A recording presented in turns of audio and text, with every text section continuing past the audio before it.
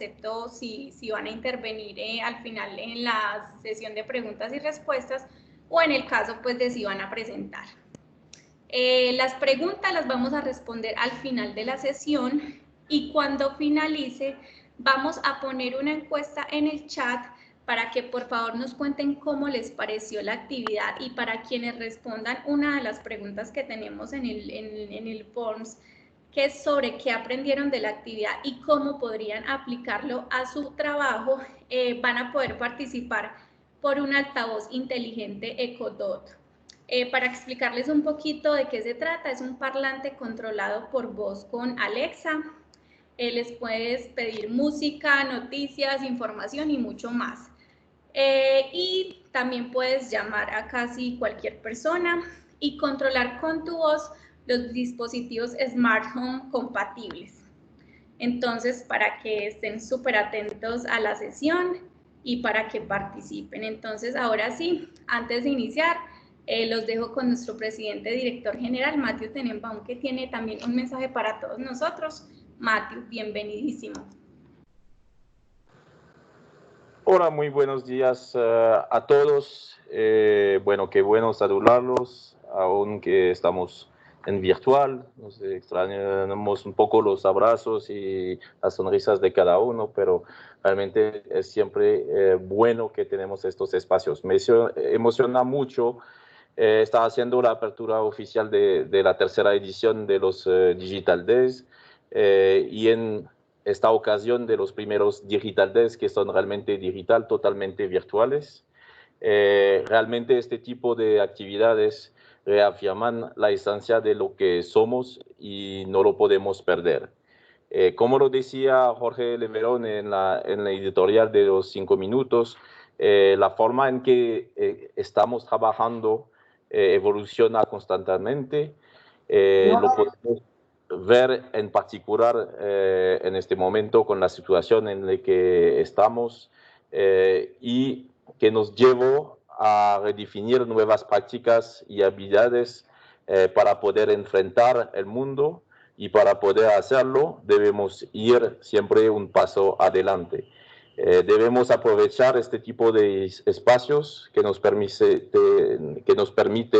conocer e interpretar las nuevas tecnologías y ponerlas a nuestro servicio, porque él ahora nos exige transformaciones completas. En línea con nuestro Runway también, que tenemos algunos pilares de crecer juntos, de aprender continuamente.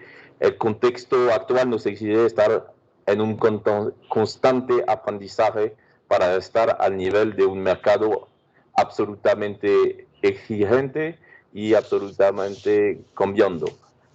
Por esta razón los invito realmente a que disfruten de cada una de las actividades llenadas para los Digital Days, que apuntan a algunas de nuestras prioridades de 2020. Como se los recuerdan, tenemos Data Driven como prioridad en 2020. Tenemos el Lead Management también como prioridad. Estos conceptos estoy seguro que lo van a poder entender con estas actividades y en algunos casos aplicar estos conceptos en sus puestos de trabajo. Esto nos permitiría seguir preparando el futuro y ser más eficiente en este nuevo contexto. Bueno, y antes de despedirme, yo realmente quiero pasar un otro mensaje que no es un mensaje alrededor del digital, pero realmente recordarles a todos que por favor se cuiden. Los que están presencialmente en la planta o en el almacén central de repuesto, realmente hay que recordar el respeto estricto de los protocolos de bioseguridad, que realmente hay que usar los EPIs y mantener la distancia, porque eso es supremamente importante para el futuro de la compañía. Para los que están trabajando desde sus casas, por favor, que se cuiden también. No es porque están en casa que hay que descargarse, hay que realmente restringir las salidas, dar todos los protocolos de bioseguridad, porque es todavía un tema muy importante y lo queremos para todos, realmente que se cuiden. Yo sé que son momentos que son más complicados, que ya nos relajamos, queríamos pasar más tiempo con la familia, más tiempo con amigos, pero realmente hay que cuidarse, hay que mantener la disciplina en eso, porque, y lo voy a decir, es verdad, ¿eh? Un caso positivo, por ejemplo, un caso positivo cuando viene a la planta genera otros casos en el cerco o genera sospechosos, y eso tiene, por supuesto, un gran impacto sobre la actividad industrial, y es muy importante para nosotros mantener la actividad industrial como está hoy. Entonces, este mensaje realmente a todos de cuidarse, de mantener las distancias, la distancia social, y así podremos salir adelante. Entonces, ahora sí, no me extiendo más. Espero que van a disfrutar estos Digital Days y que tienen realmente una feliz semana trabajando, aprendiendo de estos Digital Days. Muchas gracias a todos. Mateo, muchas gracias. Virtualmente no podemos aplaudir. Bueno, ahora sí. Les voy a explicar entonces la dinámica de la actividad. Vamos a tener a dos invitados súper especiales que nos van a hablar del camino a los datos, en donde a través de dos casos de éxito podremos conocer cómo las organizaciones logran integrar, clasificar y analizar los datos para ser más competitivos, incrementar su rentabilidad, aumentar la satisfacción de los clientes y predecir tendencias futuras para la toma de decisiones. Entonces, cada expositor va a tener un tiempo de 20 minutos y al final de cada presentación, entonces vamos a tener 10 minutos para resolver inquietudes. Entonces, les presento al primer expositor con el tema Haz de los datos la base de tus decisiones. Nuestro invitado es Leonardo Congote, experto en visualización de datos, consultor en analítica de datos y CEO de Analytic Board. Entonces, Leonardo, adelante y muy bienvenido.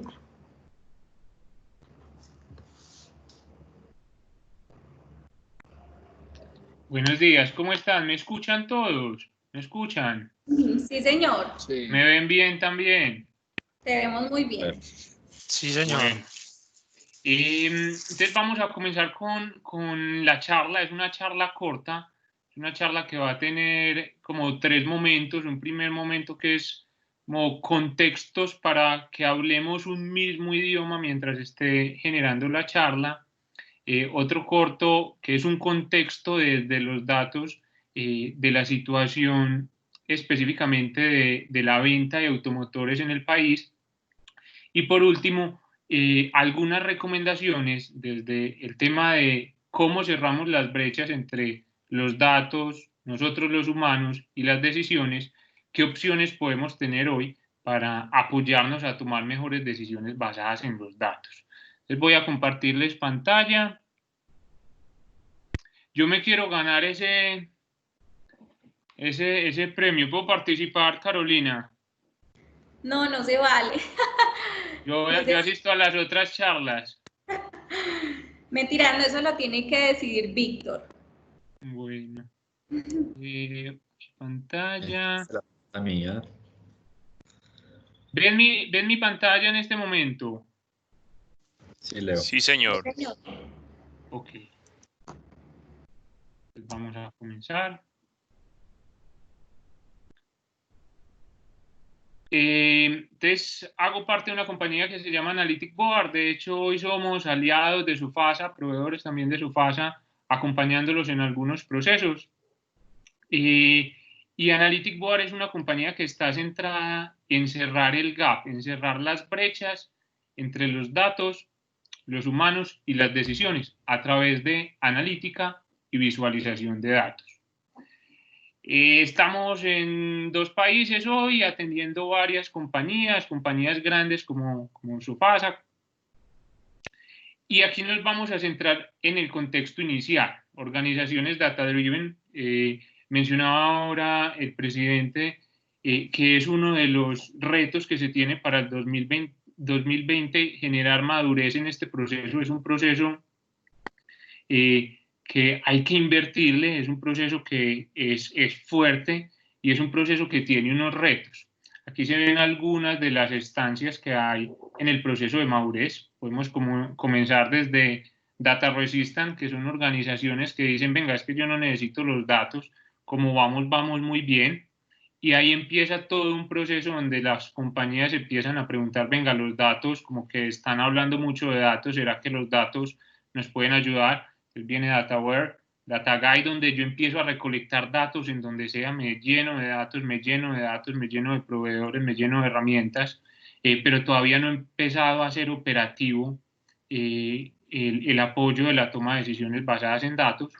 Ya después en DataSavvy empiezo a articular los datos en decisiones y los empiezo a productizar, entonces ya empiezan a haber casos de éxito donde a partir de los datos, por ejemplo, se hacen mejoras en el proceso de compras o se hacen mejoras en el provisionamiento de material o insumo. Y por último está Data Driven Organization. ¿Cómo se mide la importancia o el nivel de madurez de una organización Data Driven? Está basada en, si ustedes le preguntan a cualquier persona de la organización, cualquier cargo, desde operativos, pasando por tácticos hasta estratégicos, si pueden soportar sus decisiones basadas en datos. Dependiendo del porcentaje de personas que puedan responder, sí, yo podría soportar las decisiones que tomé esta semana basadas en los datos que tenemos y las herramientas que tenemos. Eso va a medir el nivel de madurez que una organización está en el proceso de Data Driven. Y aquí vamos a un tema muy importante, y este Digital Bay y estos procesos que están alrededor de la transformación digital son muy importantes. ¿Por qué son muy importantes? Porque uno pensaría que hoy el gran problema que tenemos de convertirnos en una organización data-driven son las tecnologías. Como decir, venga, es que no tenemos tecnología suficiente para hacerlo. Y la realidad es que no, la tecnología no es el problema. Hoy, y tengo conocimiento de que en Sofasa tienen buenas tecnologías, tienen buenas herramientas, pero cuando le hacían una encuesta, esta encuesta se las hacen a 70 compañías de las Fortune 1000, 70 empresas a las cuales les preguntaban, venga, ¿cuál es el principal reto de convertirse en una organización data-driven? Y decían que el principal reto no era la tecnología, sino que en el 2020, esta la liberaron en enero, el 90.9% de las personas encuestadas que son perfiles de transformación digital o que están asociados con el tema de datos, dicen que el principal reto para este proceso son las personas, los procesos y la cultura. Entonces, por eso digo que es muy importante este ejercicio que están haciendo hoy, porque ese va a atacar ese reto que están hoy en las organizaciones data-driven. Cómo en toda la organización somos capaces de permear el mundo de los datos. Esto es un ejercicio, y cuando les digo que el problema no es de herramientas ni de la tecnología avanza muy rápido, avanza mucho más rápido de la manera en que nosotros los humanos nos podemos adaptar a ellos. Pero ¿qué pasa? A pesar de que sigue trabajando rápido, puede que nos encontremos hoy con áreas de la compañía o con compañías que sigan trabajando con herramientas que explotaron en los 70, que son reportes estáticos, o en los 90, donde empezaron los tradicionales BIs, en los 2000, donde están los modernos, como los que vemos hoy, Tableau, Power BI y estas herramientas. Pero de ahí se empiezan a trabajar otro tipo de herramientas. Acá es muy importante que ustedes se pregunten dentro de sus áreas, ¿cuáles herramientas tienen a las manos? ¿Qué tecnologías tienen a la mano? ¿Y cuáles están utilizando ustedes? Si están hacia acá o si están hacia acá. y entender cuál es el proceso que los va a hacer llevar de este paso a un paso donde hablemos de temas de inteligencia artificial, donde hablemos un tema de reconocimiento de patrones, deep learning. Entonces, vamos a hablar un poco del conocimiento. Esto es, hoy se habla en todas partes de esto. Estamos hablando de la revolución 4.0 y estamos hablando de analítica y el tema de datos está como de boom. Esa es la ola, los datos, los datos, los datos. Y esto es algo muy básico que uno debe conocer desde los datos. Perdón. ¿Ahí ven mi pantalla? Sí. Listo. Sí. Entonces existen 4 tipos de analítica que parten desde la analítica descriptiva, donde yo me pregunto qué pasó, pasando por los diagnósticos, donde me pregunto por qué pasó, y llegando a análisis más importantes, donde me pregunto qué va a pasar y cómo puedo hacer para que esto pase. Entonces, esta analítica, todo este proceso de analítica tiene un proceso de madurez. Entonces, cuando nos vamos yendo más hacia la derecha del eje X, donde dice dificultad, pues se hace más difícil. Entrar en un proceso de analítica prescriptiva es más difícil que entrar en un proceso de analítica descriptiva. Entonces, ¿y qué valor genera eso? Genera mucho más valor la analítica prescriptiva, aquello que ya me está dando recomendaciones de qué yo debería hacer. Por ejemplo, hoy voy a generar una compra. ¿Será que desde los datos me pueden dar una recomendación de cuál sería la mejor manera de yo comprar? O voy a montar un lote de producción y voy a generar unos inventarios. ¿Será que me podrían recomendar qué inventario debería generar de ese lote? Entonces, a medida que maduramos en el proceso de la analítica, va aumentando la dificultad, pero va aumentando también el valor que nosotros le generamos a los negocios. Ese es el primer contexto. Estamos hablando de analítica, estamos hablando de datos, y a mí siempre me gusta como entender desde los datos el contexto en el que estamos hablando. Entonces aquí estamos hablando de vehículos. Entonces hice una exploración muy sencilla desde los datos, desde lo público que hay. Esto es del DANE, información del DANE, donde nos muestra 2019 versus 2018 cómo creció el sector de comercio al por menor de vehículos automotores y motocicletas, que de alguna manera tiene una entera relación con el sector y el mercado en el que ustedes están. Y el 2019 contra el 2018 tuvo un crecimiento del 3.3%. 2018 contra 2017 había sido como de un 13 a un 15, no me acuerdo bien el dato. En este periodo se creció y habíamos comenzado muy bien el año. Entonces, estas cifras del RUN, de Andemos, donde se puede ver claramente un enero y un febrero, donde se superaron las ventas de vehículos contra el mismo mes del año anterior, pero con respecto al tema de la coyuntura, se empezó a generar un declive, un bajón en las ventas, donde en marzo se tuvo un decrecimiento contra el año anterior, el mismo mes del 39%, y llegando a estar en abril, donde en abril del 2019 se habían vendido 19.800 vehículos, a pasarse a vender 217 vehículos. Mayo, con un mejoramiento, se mejoró, sin embargo el decrecimiento contra el mismo mes año anterior fueron del 60%.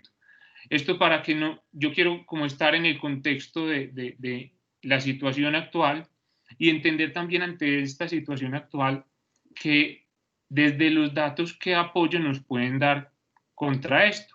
Estos son datos. Renault en mayo siguió siendo la marca que más vende, sin embargo con un decrecimiento del 63.7% en las ventas.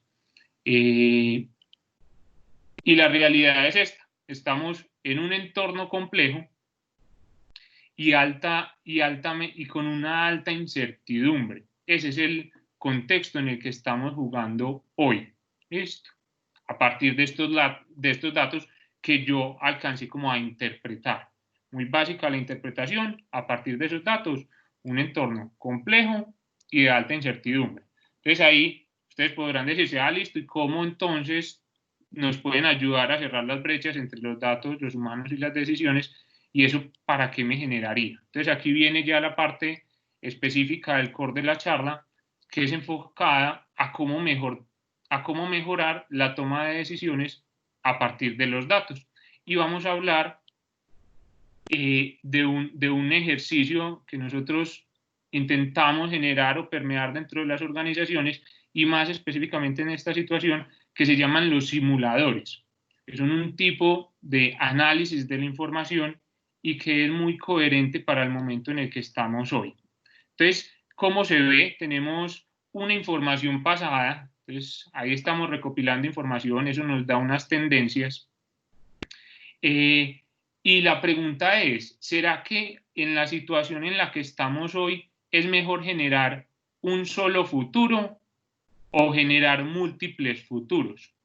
Entonces les voy a dejar esa pregunta para que ustedes vayan pensando, ¿será que hoy voy a hacer una negociación? ¿Sería mejor que yo intentara buscar un solo futuro o creara varios futuros a partir de los datos que tengo? En el ejercicio que vamos a hacer tenemos dos miradas.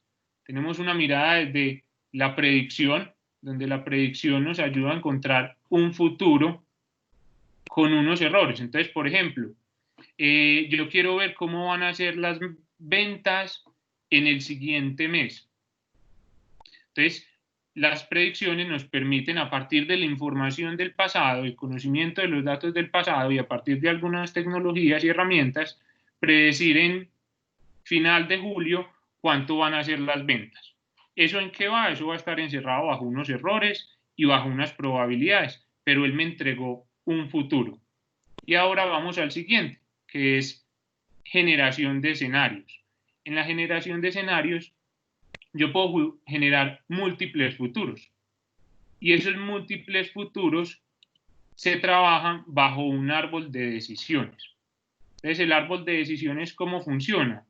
Yo tengo una situación específica que es incrementar las ventas y los márgenes. Venga, pero es que yo tengo una opción y es la que siempre hemos trabajado, que es aumentar en el tema de mercadeo y campañas. Venga, pero eso tiene unas acciones que debo hacer y para eso hay que definirle unos presupuestos. Pero ¿qué pasa si aumento el 10%? Pero ¿qué pasa si aumento el 5%? Dependiendo de eso, voy a tener unas salidas. Entonces, con esta situación y siguiendo este camino, al final voy a tener un incremento del 6% de las ventas y un 2% en los márgenes. Pero adicional a eso, tengo múltiples caminos y tengo múltiples futuros. Al final, cada uno de estos resultados sería un futuro.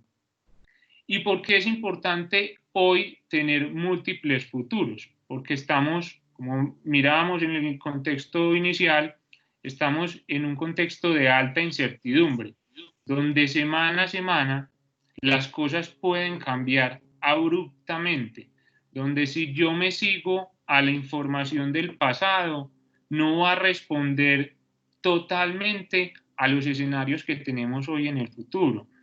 O que están sucediendo semana a semana. Entonces, por ejemplo, pasa de una semana a semana donde dicen, venga, vamos a tomar una acción por el tema de la coyuntura y es que vamos a cerrar unas zonas, como lo que acabo de pasar esta semana. La Candelaria la vamos a cerrar. ¿Qué implicaciones tendría eso para un escenario futuro? ¿Y qué acciones y herramientas tienen ustedes para afrontar cada uno de estos escenarios? Entonces, esa es la gran diferencia entre una predicción, donde el resultado de una predicción podría ser fácilmente uno de estos caminos, pero no es solamente cerrarnos al resultado de la predicción, sino que ustedes puedan tener múltiples futuros. Y es ahí donde entran a jugar los simuladores. Esto es un ejercicio que nosotros habíamos comenzado con Sofasa, específicamente en el tema de compras, donde hay un montón de variables, donde tenemos unos compradores, donde hay que comprar unas referencias, donde tenemos múltiples proveedores. ¿Qué tal si yo puedo tener un simulador que me permita variar todas estas variables que tenemos acá con unos parámetros y poder conocer antes de yo realizar la negociación cuál es el impacto que va a tener a futuro. Ese ejercicio es muy importante, el poder decirme, venga, es que si usted mete esa plata, este es el impacto que va a tener. Y para poder hacer eso, debemos de tener un modelo. Ese modelo es como una representación de la realidad y que es una cajita negra, donde yo a esa cajita negra le meto unas variables, unas palancas, por ejemplo, el precio del dólar, el euro, o otras variables que se puedan tener. Le meto esas variables a esa cajita que está representando como la realidad y él me dice, vea, si compra este precio, el impacto va a ser esto, en unos indicadores que pueden ser importantes para ustedes para negocio. Entonces, les voy a mostrar un par de casos donde se ve cómo interactuamos con un simulador. Entonces, esto que vimos anteriormente puede que para un usuario de negocio se vea complejo y puede que los estadísticos, los matemáticos, los científicos de datos vean la solución del problema como se ve en ese tablero, fórmulas, números, pero la realidad es que para un usuario de negocio verlo así no tiene ningún valor. Y es ahí donde empezamos a encontrar algunos problemas dentro de las brechas entre los datos y las decisiones.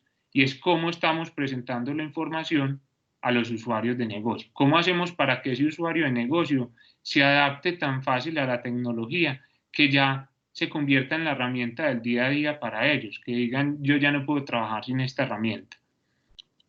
Vamos a ver un primer caso.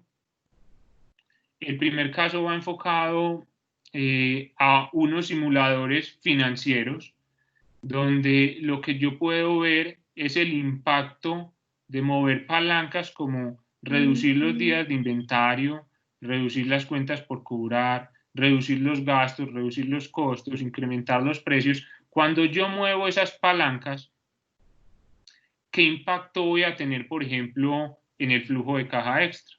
¿O qué impacto voy a tener en el nuevo ciclo de caja de la empresa? ¿O en los beneficios? ¿O el retorno de inversión? Esto es un ejercicio como comprar tiempo, porque como pagar por ver, porque yo estoy moviendo las palancas y desde antes puedo ver cuál va a ser el impacto que tiene eso. Y cuando tengo múltiples opciones, pues es más fácil, conociendo el impacto que tiene cada una de esas opciones, decidir por cuál árbol o por cuál rama de las decisiones yo me voy a ir. Les voy a mostrar este ejercicio. Como les mencionaba, en la parte de arriba se ven claramente como los indicadores resultantes, es decir, a partir de que, no sé, una reducción en los días de inventario o un aumento en los días de inventario, porque no solamente reducción, ante las situaciones actuales no solamente estoy buscando reducir, puede que se me estén aumentando los días de inventario porque no están saliendo carros a venderse. Entonces, ante esa situación, ¿qué impacto tendría si se reduce, si aumenta en 20 días los días de inventario? Cuando yo hago este movimiento en esta palanca, inmediatamente se me conectaron todos los indicadores de arriba. Entonces, vea, eso genera 16.300 millones negativos de flujo de caja extra. Pues no va a tener flujo extra, va a perder flujo de caja. Pero entonces también quisiera hacer interacciones entre varias variables. ¿Qué tal si los costos los voy a reducir? Voy a hacer una reducción de costos. ¿Qué implicaciones tendría una reducción de costos? O una reducción de gastos, dependiendo en algunos temas de mantener la planta, algunas cosas donde puedan haber temas de reducción de gastos. Entonces, cada una de esas interacciones con las palancas me está generando un nuevo escenario en estos resultados. Y ahora la pregunta es, listo, este escenario me parece un escenario factible. ¿Será que es posible que los días de inventario los podamos controlar y que solamente se nos suban 21 días? ¿O van a ser más? Que los costos los podamos reducir, que la reducción de gastos los podamos hacer. Cada una de estas se convierte en un nuevo escenario, en una nueva opción para que ustedes la coloquen sobre la mesa cuando vayan a tomar una decisión de qué acciones van a hacer, para decir, vea, tengo un sustento de por qué debemos de tomar estas acciones. Sin embargo, de acá podrían salir infinitas posibilidades. Entonces ahí vienen otro tipo de herramientas que nos van a permitir a partir de estos modelos que una máquina, que un robotcito por debajo sea capaz de correr un montonón de escenarios.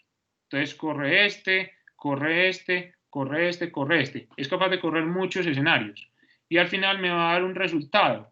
Y me va a decir, vea, dentro de los mejores indicadores para el flujo de caja extra está si mueve las variables de inventario y si mueve las variables de reducción de gasto. Él empezó a mover todo el simulador y empezó a aprender y me dio la recomendación de que para mejorar el flujo de caja extra, lo más sensible es el inventario y la reducción de gastos. Entonces ahí vamos un poco más avanzado y cuando veíamos la gráfica del tema de descriptivo hasta prescriptivo, acá ya empezamos a hablar de un tema prescriptivo, porque él me está recomendando cuáles son las variables o las palancas que yo debo de mover para poder tener un mejor resultado.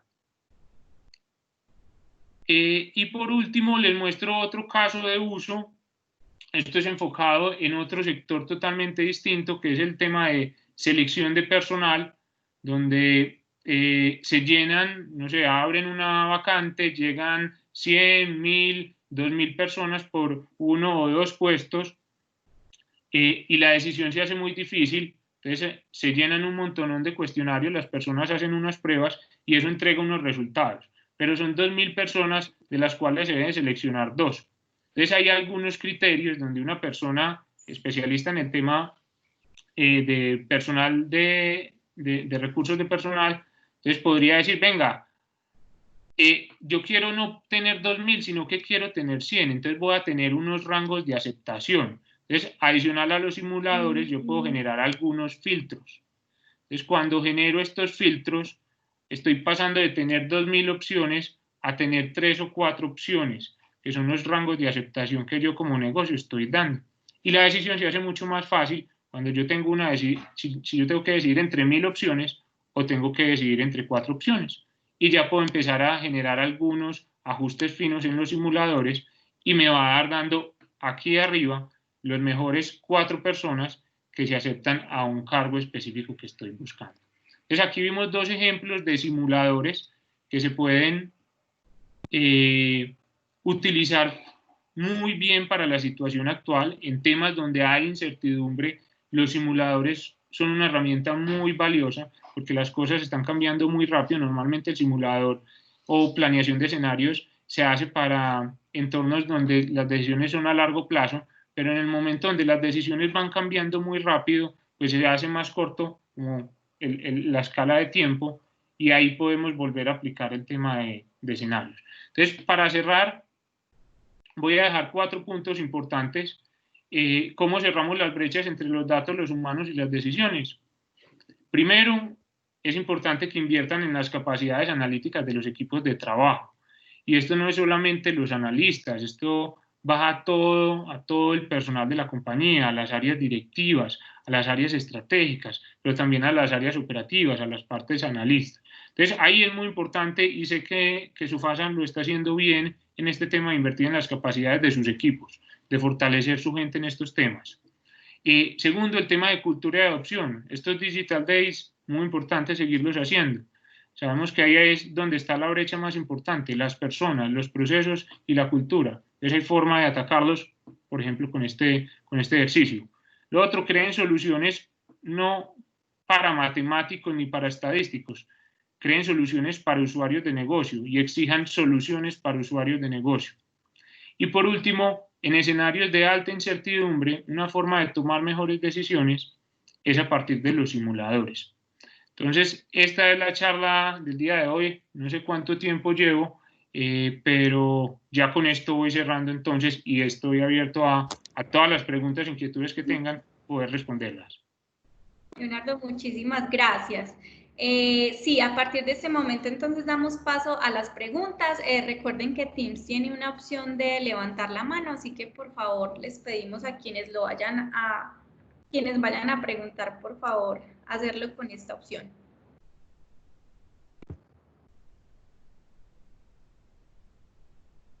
¿Quién va a romper el hielo?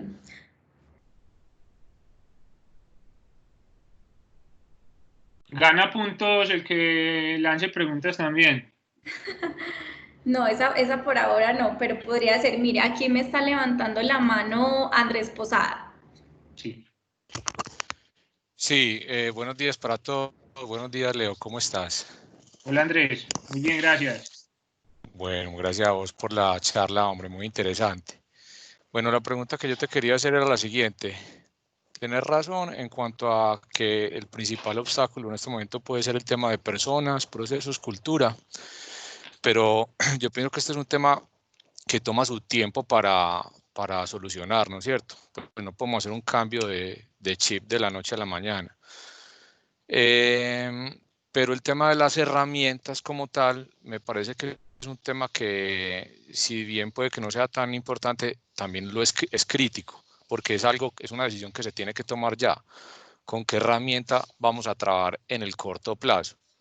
Entonces, en ese sentido, yo no sé vos como tendrás un conocimiento muy amplio de la mayoría de las herramientas de Business Intelligence, ¿cuál es la que más le recomendarías en este momento a Sofasa, independientemente de las que tenga hoy o de las que podría llegar a adquirir?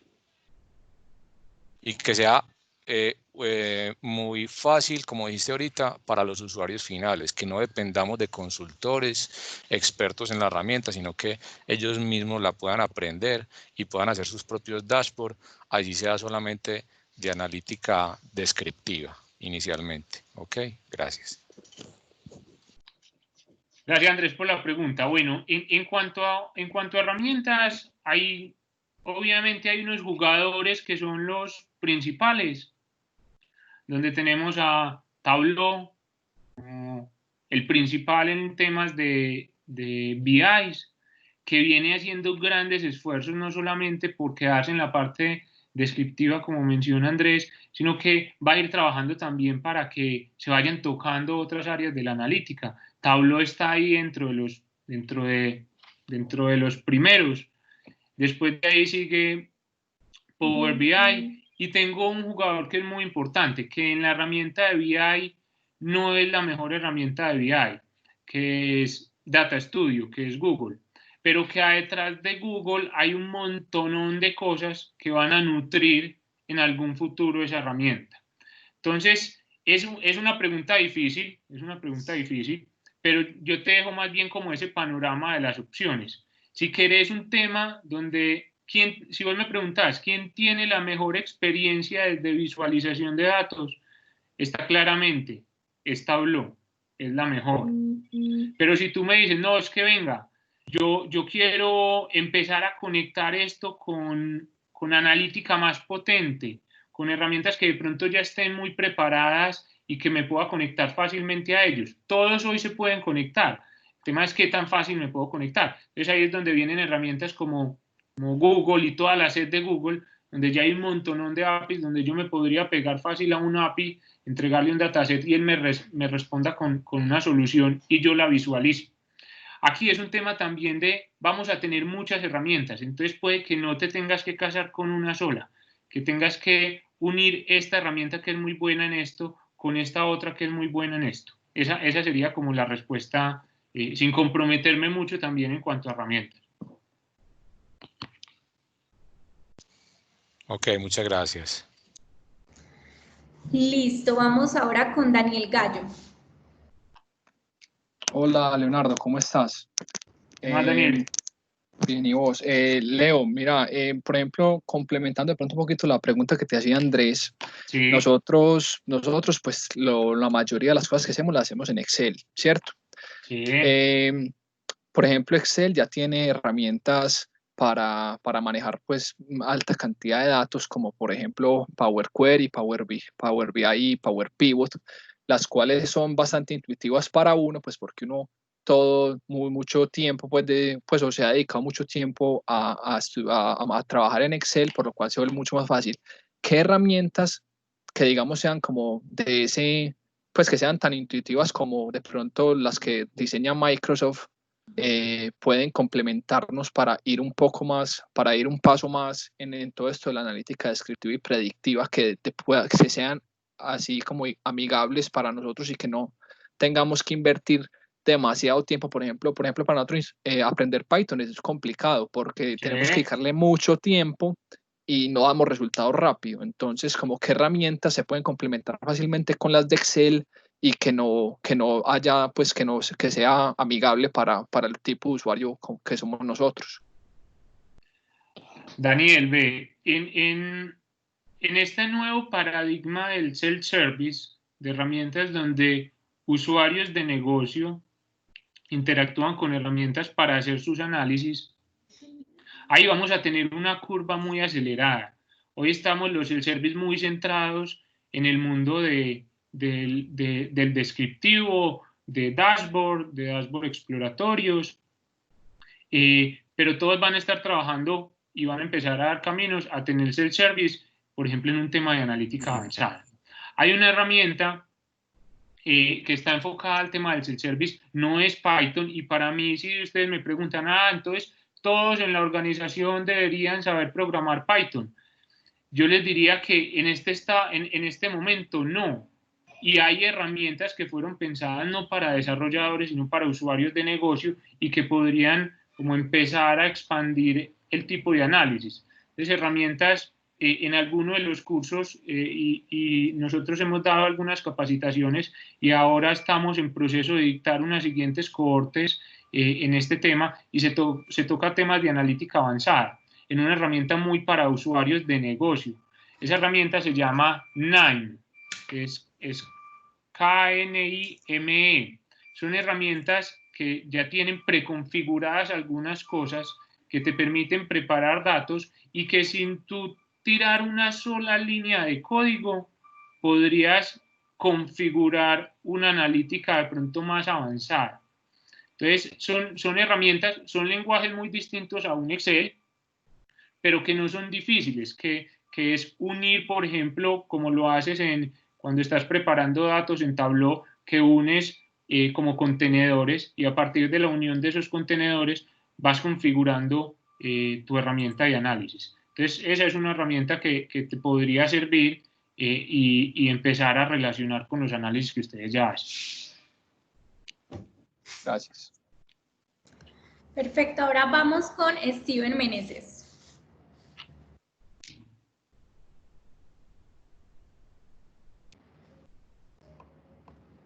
Steven Meneses se nos fue. Aló, buenos días. Buenos días, Leo, y buenos días a todos. Hola, Steven, ¿cómo vas? Muy bien. Leo, yo voy un poquito por la línea de las que iban la primera y la segunda pregunta, pero como para complementar eso te quería como preguntar a la hora de uno armar, digamos, como un conjunto de herramientas, un paquete de herramientas con la cual te puedas empezar como a ayudar y a hacer todo este tipo de predicciones, ¿qué nos podrías recomendar en cuanto a cuáles son las con las que puedes generar, digamos, mejor sincronía unas con otras? Porque a veces tenemos diferentes herramientas de diferentes proveedores, pero digamos que la sincronización entre ellos pueden dar problemas o no es tan buena o no es tan ágil. Esa iba como a la pregunta y qué nos podría recomendar ahí. Ahí yo ¿qué podría ver? Ahí es muy importante entender como el set de herramientas que ustedes tienen hoy. Pero, por ejemplo, si tú miras el set de Google, las herramientas de Google, ellos están trabajando mucho en que la comunicación entre herramientas sea posible. Entonces, ahí ya hablamos de términos como los APIs. Los APIs son entornos donde yo conecto una herramienta que muele los datos con una herramienta que visualiza los datos y hay un canal de comunicación entre ellos. Entonces, ¿qué es muy importante? Por ejemplo, una herramienta que yo digo hoy está muy fuerte en el tema del mundo de analítica y te puede conectar con otras cosas, veo las herramientas de Google. Pero no, por eso digo que sería mucha responsabilidad decir, sí, es Google, porque es que Tableau también tiene la posibilidad de conectarme con otros análisis, o Power BI también tiene la posibilidad de conectarme con otros análisis. Pero los que están más desarrollados en el mundo de analítica para empezar a relacionarse con entornos, por ejemplo, con usuarios de negocio, y que permita la comunicación entre herramientas, yo veo el set de Google como el mejor para ese tema. Muchas gracias, Leo. Perfecto, gracias. Ahora vamos con Luis García y otras dos últimas preguntas y terminamos esta primera parte. Luis, hola.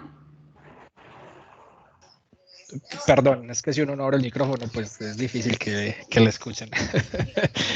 Que muchas gracias a Leo pues, por toda la explicación y pues para contarles a todos, complementando la pregunta 1 y la de Dani, nosotros en Performance and Control pues ya estamos explorando todo lo que es Query y Power Pivots. Entonces a los usuarios de Sofasa que estén ahí o que quieran indagar, pues nosotros les podemos dar una mano, una explicación o enseñarles cómo encontrar, porque todos los datos de nosotros en Sofasa, pues aterrizamos todos en Excel, ¿cierto? Y Microsoft ya tiene una herramienta que es Query, que nos permite explotar la información antes de llegar a un sistema tan avanzado como Tableau. Entonces yo creo que deberíamos aprender primero por ahí y a los que estén interesados pues les podemos ayudar. Ya hemos hecho varios dashboards, incluso que son bench y que hemos distribuido a la región y que se han vuelto, como bien decís, es una simulación para tomar decisiones. Entonces estamos como en esos primeros pinitos de cómo manejar los datasets y cómo volverlos útiles antes de llegar a unas herramientas mucho más avanzadas que en las que uno requiere de más conocimiento técnico sobre el tema. Entonces ese pues como el agradecimiento y saber pues que estamos empezando con ese tema ya en Sofasa. Luis, hay un tema importante es, como somos usuarios de negocio, puede que nuestra formación no haya sido específicamente con el manejo de datos, con el tema de algoritmia para los datos. Entonces, para acá es muy importante que los usuarios de negocio tengan como unos fundamentos muy importantes como dentro de la competencia de usuario de negocio.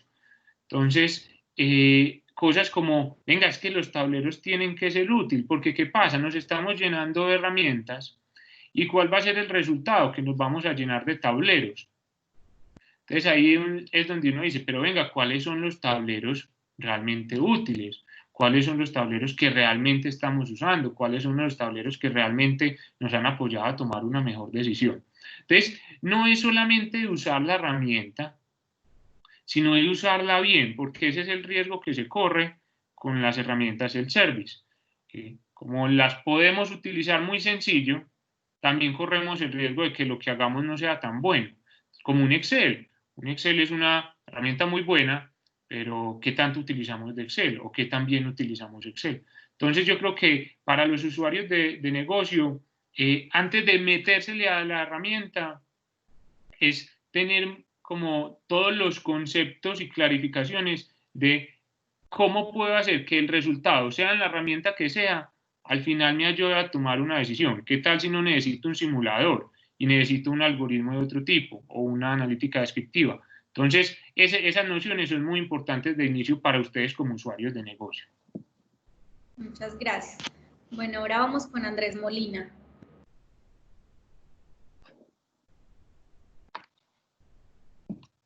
Hola, Andrés.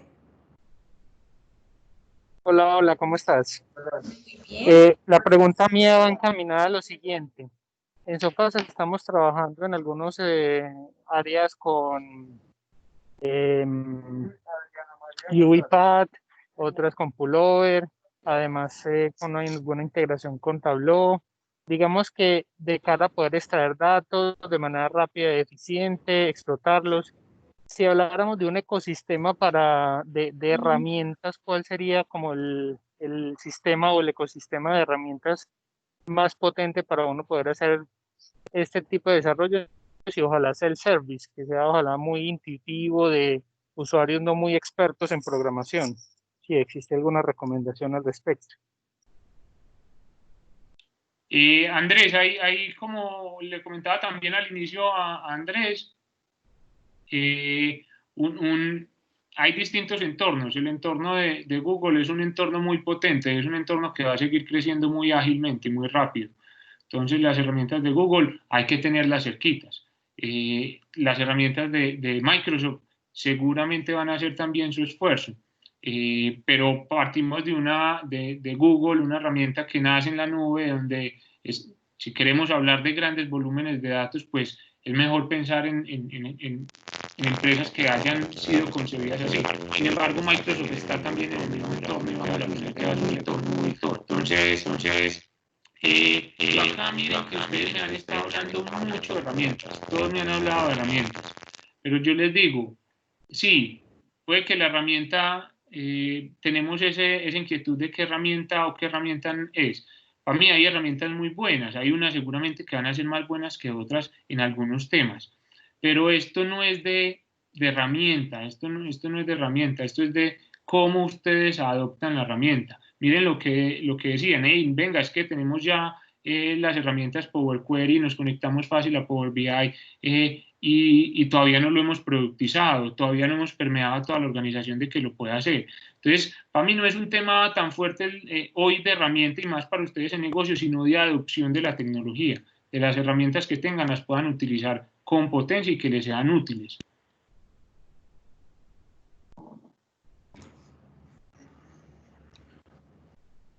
Bueno, muy bien, muchas gracias. Vamos con la última pregunta. Paola Jaramillo. Buenos días, Leo. Muchas gracias por la charla. Estuvo muy interesante. Quería preguntarte acerca del tema de negocio de venta de datos. Conocemos que actualmente este tema de este negocio está aumentando. ¿Tú nos podrías recomendar algún proceso mediante el cual podríamos evaluar las posibilidades que desde nuestra industria tenemos para explorar en este negocio? Ok. El negocio de la venta de datos es el negocio de hoy. Si tú miras un Google, si tú miras un Facebook, si tú miras estas grandes organizaciones basadas en tecnología, un WhatsApp, su fuerza son los datos. Entonces, para el sector en el que ustedes están, hay muchos temas que se pueden tocar, temas de mercado, ahora en el tema que estamos hablando, con la coyuntura, cómo están cambiando los hábitos de consumo de esos nuevos consumidores de vehículos, qué información hay ahí. Entonces, el que tenga hoy información del consumidor final, que pueda monitorear cómo cambian los hábitos de consumo del consumidor, de los usuarios finales, es muy importante. Entonces, por ejemplo, bases de datos importantes en el tema, hay temas económicos. Qué importante es saber cómo están creciendo las regiones económicamente para, por ejemplo, yo hacer una planeación en esas regiones, cuántos vehículos voy a tener ahí o cuántos vehículos, si me voy hacia atrás, debería estar produciendo. Si yo me voy al tema del RUND, que es una base de datos de vehículos del parque automotor, es una base de datos que también es importante que se explore, que se aproveche, que se le saque todo el recurso de esa información. Algunas son costosas, pero acá es muy importante que ustedes miren cuando empiecen a generar los escenarios de qué datos necesiten, piensen no solamente en los datos que necesitan, sino el impacto que eso va a generar. Entonces, por ejemplo, en bases de datos de RUN, por ejemplo, entender mi competencia, en dónde está creciendo y con qué está creciendo. Dependiendo de eso, yo podría tomar una acción comercial de mis concesionarios de que hagan alguna acción comercial contra eso. Esas son algunas como de las fuentes de información en cuanto al tema de vehículos. Ahí ya viene otro tema muy grande que es, ustedes están muy enfocados al tema de comprar bien. Entonces, para comprar bien, pues yo tengo que tener información del mercado global, no solamente del local, información de tasas, información. Ahí hay mucha información que ustedes los van a nutrir en esto. Muchas gracias. Leo, se nos acabó el tiempo, súper interesante tu presentación. Varias personas se nos quedaron por fuera para hacer las preguntas. No sé si de pronto tú nos puedes compartir algún contacto, redes para que ellos se puedan contactar a través de cualquier canal que puedas tener disponible para eso. Claro, al correo, se los voy a escribir igual acá por el chat, el correo es leonardocongote@analyticboard.com. Listo, Leo, muchísimas gracias. Con todo gusto, espero que se haya quedado al menos una semillita en esta corta charla. De verdad es un trabajo muy importante en Digital Days y que aquí no solamente estén los de tecnología, acá no, sí, deben de estar los de tecnología, pero los más importantes que necesitamos que estén acá son los de negocios, son los directores, son los administrativos. Estas son las personas que en realidad van a explotar los datos. Listo, entonces, qué buena iniciativa que tienen y cuando la vuelvan a hacer, me invitan y acá estaré con ustedes. Claro que sí, cuenta con eso. Muchísimas gracias. Bueno, Carolina, un gusto. Chao. Hasta luego, chao. Leo, mil gracias. Hasta luego. Hasta luego, un buen día. Hasta luego. Gracias. Hasta luego, buen día. Gracias. Bueno, ahora sí entonces continuamos con la segunda presentación, inteligencia artificial aplicada a la definición de precios de venta y predicción de demanda para nuevos modelos. Nuestro invitado de hoy es Gustavo Cifuentes, ingeniero mecánico con maestría en administración de empresas y gerente de analítica de datos en Incolmotos Yamaha. Gustavo, muy bienvenido. Hola, buenos días. ¿Cómo están? Buenos días, ¿cómo estás? Muy bien, muchas gracias. A ver, antes de empezar, en la charla me está acompañando Daisy Naranjo, que me daría soporte en la parte técnica, es nuestra científica de datos y es la persona pues con la que hemos desarrollado este tipo de modelos. También les quería contar que la manera como nosotros abordamos este problema es una de muchas. Pueden haber muchísimas formas de abordar este tipo de situaciones y algo relacionado con lo que decía Leonardo hace un rato antes de despedirse, es muy importante la participación de personas que están dentro del negocio, que son los que conocen el día a día pues, y el dolor real del negocio. Parte de mi experiencia en la compañía ha sido precisamente estar en muchas áreas del negocio y esta implementación que desarrollamos partió de una problemática que yo vivía cuando hacía parte del área de mercadeo, específicamente cuando iba a hacer introducción de un modelo nuevo. Voy entonces aquí a compartir la presentación. Por favor, me confirman cuando la estén viendo. Ya la estamos viendo. Súper. Listo, bueno. Sí, entonces, la charla que vamos a dar es cómo nosotros aplicamos la inteligencia artificial en el proceso de venta y predicción de la demanda para un producto nuevo. Es un problema, o era un problema muy fuerte cuando nos íbamos a lanzar una motocicleta nueva, nos enfrentábamos como en estas dos problemáticas. Primero, que es inteligencia artificial, es un conjunto de técnicas que le dan a la máquina habilidades para desarrollar funciones cognitivas asociadas a la mente humana, es decir, como simular lo que nosotros hacemos en el cerebro, es lo que a través de la inteligencia artificial estamos queriendo imponer o aprovecharnos de la velocidad de cómputo que tienen las máquinas. Algunos ejemplos son la robótica, los vehículos autónomos, la visión por computador, el análisis de lenguaje y agentes virtuales. Dentro de lo que es ese gran mundo de la inteligencia artificial está el Machine Learning, que es la aplicación de métodos estadísticos para permitirle al computador mejorar basado en la experiencia, a través de algoritmos y educación a través de los datos. Y hay otra parte muy importante que es el Deep Learning, que son tipos de algoritmos ya más profundos y desarrollados que trabajan con redes neuronales. Nosotros aquí aplicamos los dos métodos, Machine Learning y Deep Learning. Bueno, ¿cómo funciona la inteligencia artificial? Todos pues creo que diariamente estamos relacionándonos con plataformas similares a las que podemos ver ahí y todos los días estamos ingresándole datos de entrada, cuántas y qué películas vemos o series, cuánto tiempo vemos, en cuántos días vemos una serie completa. cada cuánto escucho una canción, cuántos minutos, las playlists, los géneros que me gustan y en dónde estoy. Estas empresas, a través de unos algoritmos, procesan toda esa información y me generan al final resultados donde me sugieren qué series ver, qué películas ver, qué canciones o qué nueva playlist debo tener y qué publicidad me debe mostrar. Nosotros aplicamos esto para afrontar dos problemas. En mercadeo existía el problema de posicionar una motocicleta dentro de qué segmento ella iba a competir. Hay muchas motos y muchos segmentos en el mercado y cómo nosotros escogíamos bien y hacíamos precisamente que esa moto fuera a caer en el punto perfecto, en el punto adecuado para ser ganadora en el mercado. Y el otro es, ok, ya sabiendo más o menos cuál iba a ser su posición dentro del mercado y a qué tamaño de mercado ella iba a atacar, cuáles podrían ser las ventas y con eso podernos adelantar a los pedidos de motocicletas con mayor precisión. Lo primero que afrontamos fue el posicionamiento de la motocicleta en el mercado.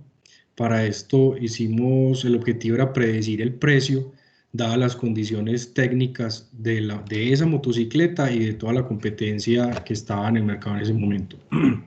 Identificamos cuáles eran las variables más importantes para establecer el precio y confirmar las suposiciones. Para el análisis, nosotros recolectamos 120 motocicletas que estaban en el mercado. O sea, encontramos que motos que eran importantes en el mercado colombiano, alrededor de 120. Hay muchas otras, pero son motos que en un mes se pueden vender solo 5, motos, por ejemplo, de algunas marcas chinas. En este caso nos centramos en 120 motocicletas que más o menos en un mes pueden estar vendiendo alrededor de 57.000 motos, entre todas.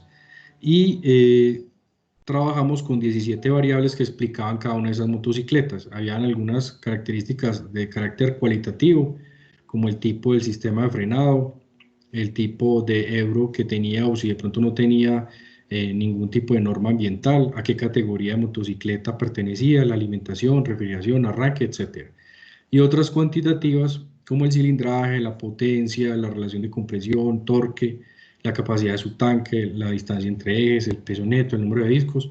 Y aquí nos empezamos a enfrentar con problemas que teníamos que definir cómo solucionarlos para que fueran, porque encontrábamos que eran relevantes para el cálculo, como por ejemplo el de potencia por RPM y el torque por RPM. Todas pueden tener la misma potencia, pero RPM distintas. Entonces lo que hicimos fue explorar. Todo esto es mucho de exploración, de experimentación, y al final del resultado probablemente nos diga devuélvase porque por ahí no era. De eso se trata muchos de los proyectos que uno afronta desde el punto de vista de Machine Learning. En este caso, la potencia y el torque los multiplicamos por su RPM y con eso pudimos mantener como esa proporción entre las motos con mayor potencia o menor potencia dependiendo de qué revoluciones las da. Y el objetivo final era predecir el precio de venta de acuerdo a esas especificaciones. Esto es lo que estaría dispuesto a pagar o que hoy está pagando el mercado los clientes que compran motos dependiendo de las especificaciones. Y probablemente en el mercado de carros sucede que hay muchas personas, el cliente colombiano en motos tiene bastante experiencia y antes de comprar una moto verifica mucho, en algunos casos, muchas especificaciones y compara entre ellas antes de tomar una determinación de cuál moto comprar. Las herramientas y métodos que nosotros utilizamos para el tema de la predicción de los precios, trabajamos 14 algoritmos de Machine Learning, donde hicimos variaciones de sus parámetros de ajuste. Hay una lista pues de cada uno de algunos de los algoritmos que utilizamos y cada uno de esos algoritmos se corrió 150 veces. Las herramientas que utilizamos fueron Azure Machine Learning Studio y RStudio. En promedio fueron 2100 pasadas. Esto yo lo asimilo como si el equipo de mercadeo y ventas se hubiera reunido 2100 veces para determinar el precio indicado de una motocicleta. Normalmente en el proceso de Incolmotos muchas reuniones se hacen previas al lanzamiento de un modelo durante la preparación, incluso la negociación con Japón. pero pues no se alcanza obviamente a llegar a este tipo de reuniones. Este dato no reemplaza el definitivo que pues, aprueba por presidencia y la dirección comercial y mercadeo para el lanzamiento de un producto, pero sí en este momento está sirviendo como una toma, como un punto de partida para determinar cuál puede ser el precio más adecuado, y lo van a ver ahorita con el resultado. Este es una foto pues del algoritmo que se implementó, mezclando técnicas de Azure Machine Learning Studio y de RStudio.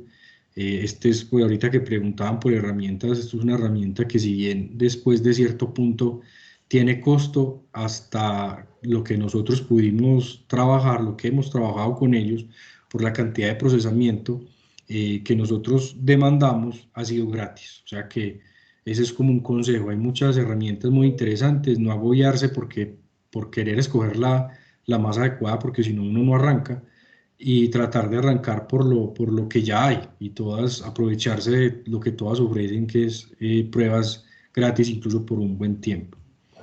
Bueno, ya la predicción del modelo es que nuestro precio de referencia final fue 9.145.000 pesos. Ese es el promedio de todos los métodos, de los 14 métodos que se corrieron, que tienen un R cuadrado superior al 90, a 0.9, o sea, el 90% de precisión. Pero la compañía ya venía adelantando procesos de negociación, y gracias al FOB que se había logrado, determinaron que el precio de lanzamiento era de 8.550.000.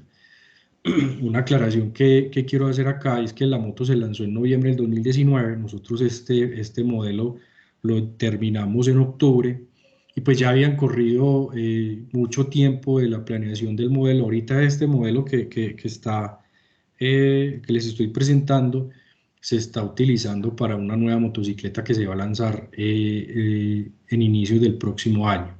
Entonces aquí ya había un recorrido importante, pero esto le permitió a la compañía, le dio una gran luz al poder saber que el precio, la estrategia de lanzamiento estaba todavía lejos del precio que la gente estaría dispuesta a pagar.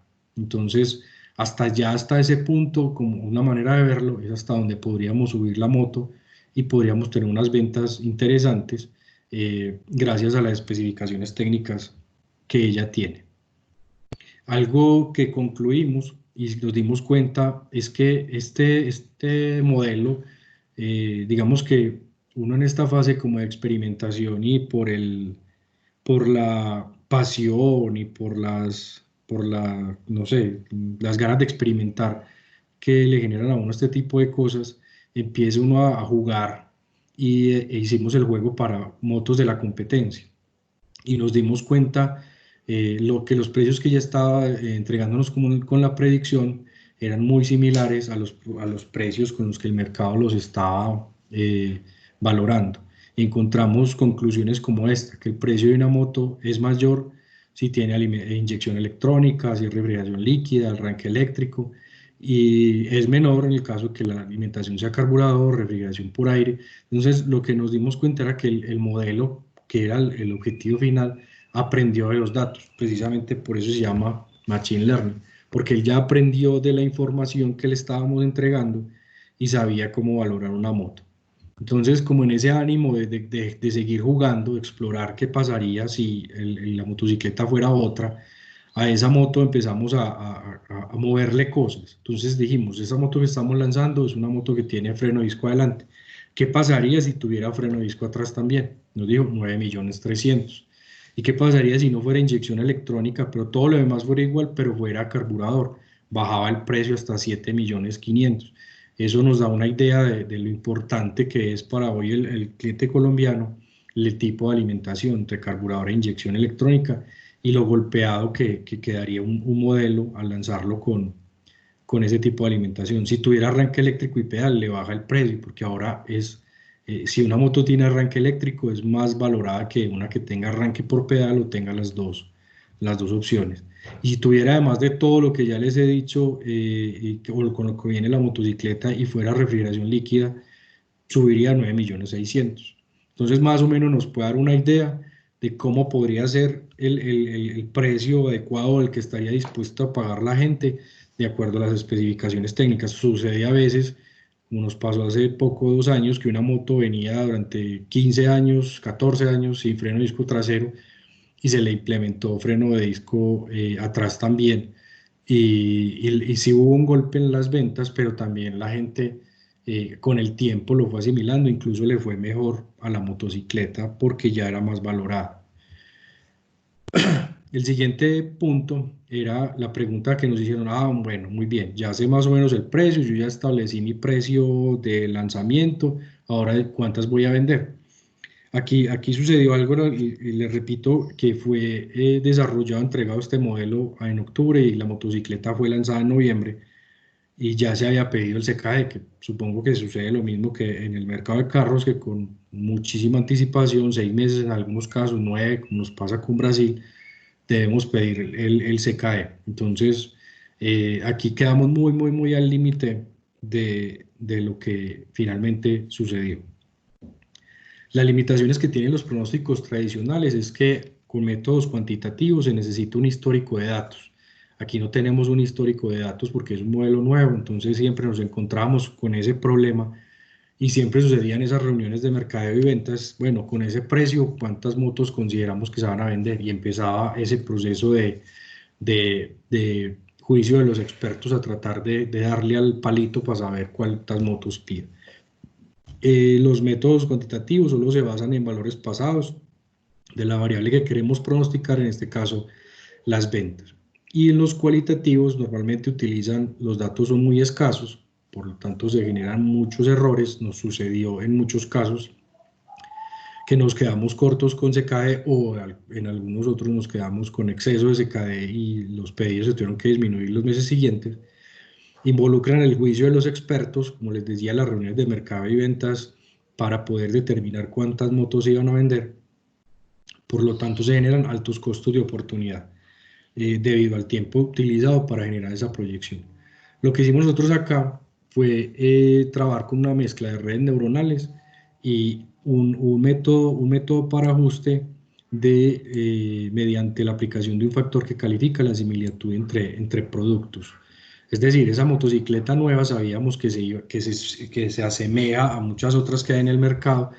Y lo que había que hacer era determinar qué tanto se asemejaba y utilizar eso a nuestro favor. Entonces, el proceso que nosotros utilizamos acá fue definir qué productos eran los similares, recolectar los datos y depurarlos para esos productos similares, construir el modelo en una red neuronal artificial, calcular el factor de similitud y con esto después al final el pronóstico de la demanda del producto nuevo.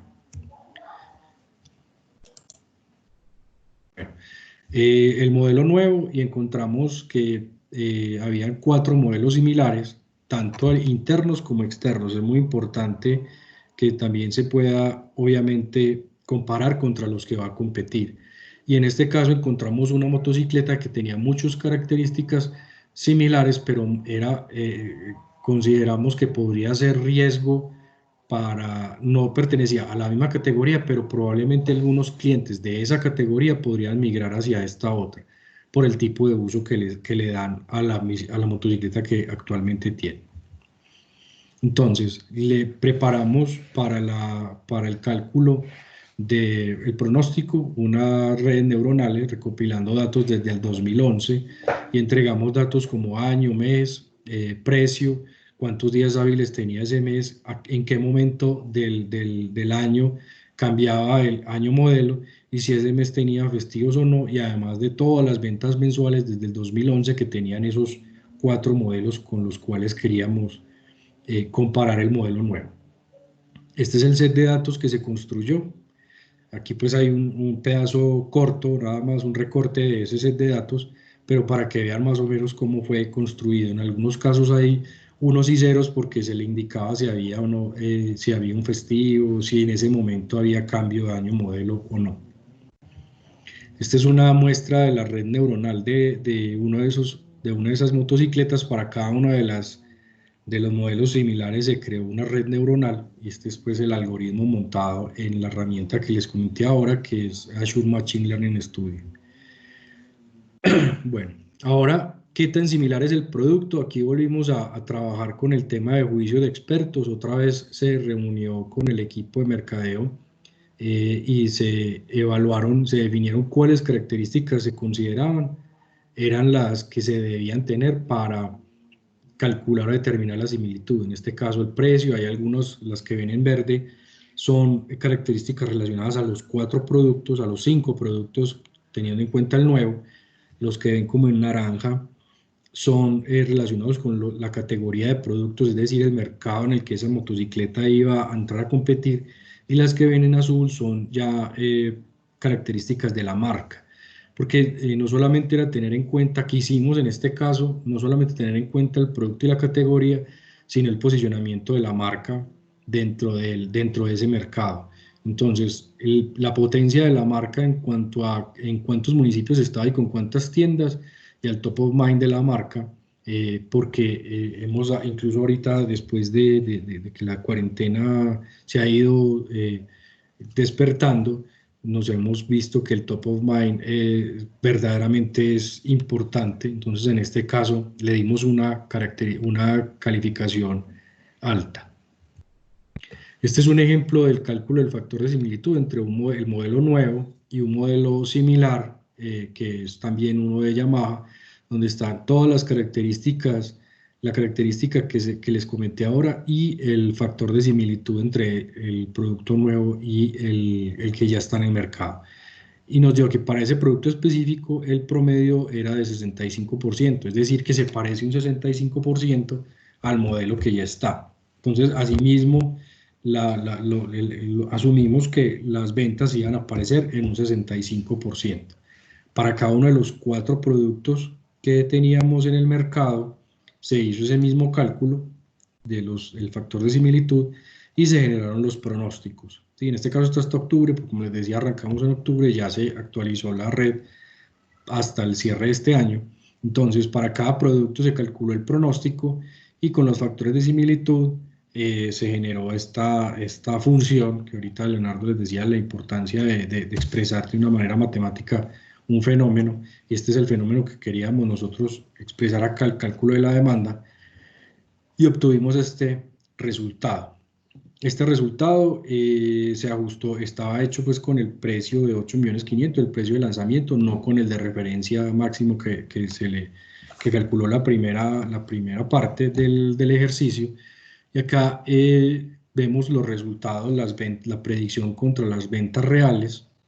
Como les decía, tuvimos un problema en salir con este modelo, por lo tanto se pidieron menos motos, pero ya gracias a esto se pudo hacer un ajuste para los pedidos. E infortunadamente pues la cuarentena nos afectó bastante, y a partir de junio, miren que se da un resultado superior al esperado, probablemente porque habían algunos pedidos represados durante la cuarentena. Pero lo que se espera para el resto del año está en un promedio de más o menos unas 850 motos mensuales. Es importante que vean aquí unas caídas y unas subidas, y eso tiene mucho que ver con las estacionalidades del mercado de motocicletas. Hemos descubierto con el histórico, y esto es lo que refleja la red con el pronóstico, que las estacionalidades se cumplen, y nosotros hemos podido determinar que la segunda parte del año siempre es mucho mejor, y hay meses como un mes de noviembre que no es tan bueno como un mes de septiembre o un mes de julio. Entonces, para este mes esperamos unos muy buenos resultados en las ventas. Bueno, hasta acá es la presentación. Espero pues que les haya servido, y si tienen alguna pregunta, bienvenidos. Gustavo, muchas gracias. Bueno, sí, a partir de este momento abrimos entonces sesión de preguntas. El primero en levantar la mano es Stevenson López. Stevenson, adelante. No, la mano estaba levantada, pero era para la anterior, para la sesión anterior. Ah, bueno, listo, dale tranquilo. Bueno, ahora vamos con Santiago Villa. Hola, Caro, Gustavo, ¿cómo están? Muchas Hola. gracias por la charla. Bueno, es una preguntita un poco larga. Primero, muy bacano tu modelo, gracias por la explicación. Te quería preguntar, ya a nivel de implementación, nos decías que lo lanzaron en octubre, pero más o menos cuándo arrancaron a trabajar, qué costos asociados tuvieron, lo hicieron todo con recurso interno o tuvieron algún tipo de recurso externo y qué tipo de competencias fueron necesarias para desarrollar este modelo. Sí, mira, nosotros el enfoque que le hemos dado al área analítica es mucho trabajo interno. Obviamente con mucha referenciación de lo que está pasando afuera, porque no podemos dejar de desconocer pues ese tipo de avances. Pero mucho del trabajo es desarrollado internamente. El equipo que hoy existe es un equipo donde tenemos la fortuna de tener 2 personas de TI dedicadas completamente para nosotros y unos analistas que se han encargado, cuyo objetivo es trabajarle mucho a todo el área descriptiva, muy parecido a lo que mostró Leonardo hace un rato, pero hay otra persona que está trabajando en toda la parte de analítica predictiva y prescriptiva, aunque esa todavía está muy cruda, para ser honestos. En la parte predictiva, a ver, ¿cómo lo hemos enfocado? Muchísimo estudio, muchísimo análisis. El modelo que nosotros desarrollamos de cómo afrontar este tipo de situaciones requiere de una fase de estudio y experimentación, de leer mucho, de investigar, de ver cómo adaptamos ese tipo de hallazgos al problema que tenemos internamente y de herramientas, como les decía al principio, digamos que somos muy esbeltos a la hora de movernos, ahorrando muchísimo pues en costos, porque nos hemos dado cuenta que somos capaces de hacer mucho internamente sin querer desconocer el esfuerzo y el trabajo de empresas que están dedicadas a esto afuera, pero también entendiendo que adentro hay un talento pues importante que puede sacar este tipo de iniciativas adelante. ¿Y me recuerdas entonces más o menos cuánto tiempo estuvieron en el desarrollo? Pues cuando... Sí. Nosotros hemos establecido internamente que para este tipo de proyectos no nos podemos demorar más de 3 meses. Nosotros lo entregamos en octubre, arrancamos 3 meses antes y ese es más o menos el enfoque que le estamos dando. Hoy en día tenemos estamos desarrollando otro proyecto muy interesante para la planta y el objetivo es entregarlo más o menos en 1 mes y medio, pero en este caso específico fueron alrededor de 3 meses. Perfecto, muchas gracias. Muchas gracias. Ahora vamos con Nasli Posada. Hola, buenos días. Gustavo, una pregunta. Pues aunque el modelo de predicción no solo se basa en temas cuantitativos, sí vi pues que era muy importante todo el tema de datos históricos. ¿Qué tan importante fue como el proceso de recolección de datos y de limpieza? Te lo pregunto porque, digamos, en mi caso, me encuentro mucho con el problema de que tenemos muchos datos históricos, pero no podemos como remontarnos a qué fue lo que pasó en ese momento. Entonces, si digamos, en un momento se bajaron las ventas, saber que eso no se bajó por el mercado, sino puede ser por una falta de inventario o por otro tema que puede que no esté en las bases de datos. Entonces, ¿cómo afrontaron ese punto? Sí, mira, primero, para el tema de las ventas, nosotros en todos los modelos que trabajamos en analítica de datos nos enfocamos mucho en las ventas que se registran en el mercado, es decir, a través del RUND, porque las ventas que desarrolla la empresa hacia la red de distribución varían muchísimo por necesidades de la misma compañía, por faltantes o excesos de inventarios, o bueno, porque al final del mes puede pasar que se avise que va a haber un aumento de precio en el siguiente mes, entonces los pedidos se disparan.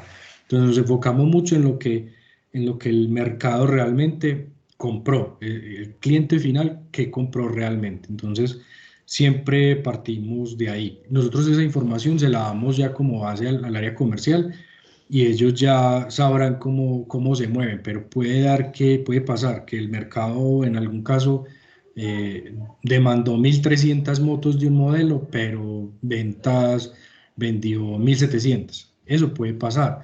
Ya ellos quedan con el dato quedaron en la red 400 motos de más, ¿cierto? Eso es más o menos como el enfoque, pero nosotros siempre, para tratar de darle como una seriedad al asunto, nos enfocamos en el mercado. Y los históricos, sí, es un problema que permanentemente nos encontramos y siempre debatimos sobre desde qué punto arrancar. En algunos modelos tenemos datos históricos del 2011, por ejemplo, y en otros solamente desde el 2017, porque el modelo salió al mercado en ese momento. Entonces, dependiendo de la cantidad de modelos o de restricciones con las que nos encontremos, es que determinamos como los límites o las fronteras del proyecto, pero es algo con lo que permanentemente hay que luchar y es una fase del flujo que nosotros hemos creado de análisis de este tipo de proyectos en el que debemos dedicarle mucho tiempo.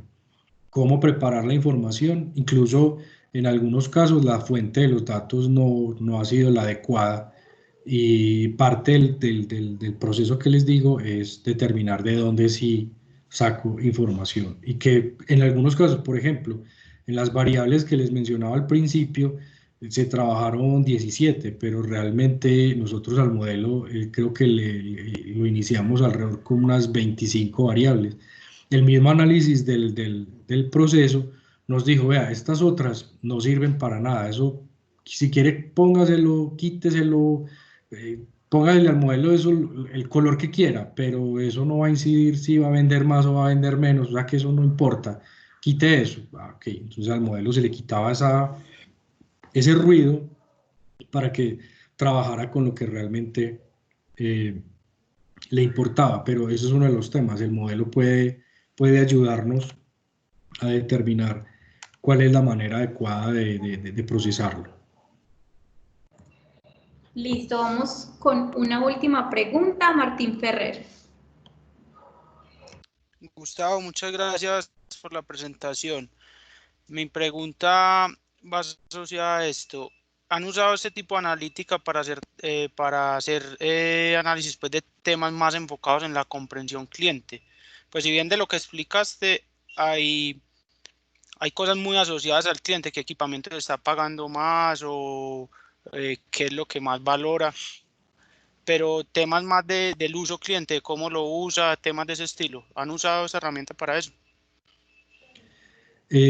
No del todo. Sí se han hecho algunos acercamientos.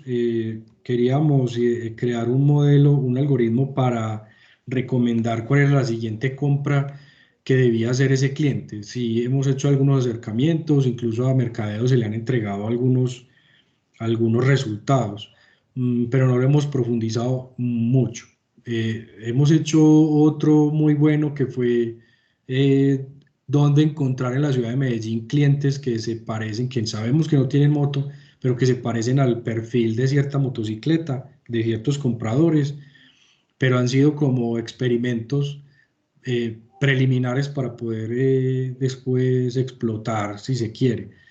El otro que te comenté es de acuerdo a las motos que yo he comprado. El objetivo era decirle al mercado, vea, a este señor, ofrézcale esta moto porque ya viene haciendo hora, él normalmente cambia cada tanto tiempo de motocicleta y ofrézcale la moto de este color, porque eso es lo que él ha venido demostrando en la historia, cuál es el color que le gusta. Pero han sido unos pequeños acercamientos que se han realizado, nada pues todavía explotado en profundidad, pues como para impulsar más ventas. Listo, muchas gracias. Okay. Bueno, Gustavo, muchísimas gracias. Bueno, gracias a ustedes. Igualmente para tu compañera Daisy, gracias por acompañarnos. También nos gustaría, si alguien tiene alguna duda, si nos puedes compartir tu correo aquí en el chat en caso de alguna duda adicional. Sí, ahí ya lo voy a poner. Perfecto. Muchísimas gracias por acompañarnos aquí en la apertura de los Digital Days. Bueno, muchas gracias. Listo. Bueno, quedó. Bueno, muchas gracias. Hasta luego. Chao, Gustavo. Hasta luego. Bien, gracias. A ustedes también muchas gracias por participar y por regalarse este tiempo para aprender con nuestros Digital Days. Recordemos que hoy a las 2 de la tarde también tenemos un Renault Talks en donde hablaremos de una aproximación a la analítica de la empresa, mitos y realidades, con el invitado Juan Pablo Valencia, director de analítica de Sura. Analítica financiera, perdón. También les recordamos que para la hackathon del miércoles todavía tenemos 2 cupos disponibles por si se quieren inscribir, y recuerden que en este chat publicamos un link para que participen por el altavoz inteligente EcoDot. Entonces, muchas gracias a todos y feliz resto de semana. Gracias, hasta luego. Gracias. Gracias. Bien. Hasta luego.